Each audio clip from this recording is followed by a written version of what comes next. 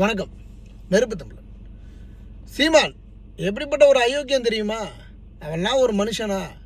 ஊரை ஏமாற்றி உலகத்தை ஏமாற்றி அங்கே வசூலிச்சு இங்கே வசூலிச்சு வாழ்ந்துக்கிட்டு இருக்கிறான். சரி, சீமானின் மீது இருக்கக்கூடிய விமர்சனம் ஜவஹர்லால் நேரு மீது இல்லாத விமர்சனமா? இந்திரா காந்தி அம்மையாரின் மீது இல்லாத விமர்சனமா? அந்த அம்மா கச்சத்தீவை தூக்கி கொடுத்தது அரசியல் உட்பட.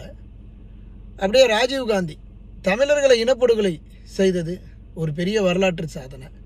அதற்கப்புறம் அப்படியே நீங்கள் தமிழ்நாட்டு நம்ம அரசியலுக்கு வந்தோன்னா கருணாநிதி கோடி கோடியாக கொள்ளையடித்து தன்னுடைய குடும்பத்தை வளர்த்து கொண்டிருக்கக்கூடிய ஒரு மன்னர் வம்சமாக வளர்ந்து கொண்டிருக்கு.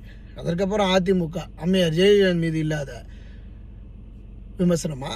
அதற்கப்புறம் எடப்பாடி பழனிசாமி துப்பாக்கி சூடு உட்பட. அதற்கப்புறம் ஸ்டாலின் ரொம்ப நல்லவரா? இதெல்லாம் நம்ம கேட்டிருக்கிறோமா?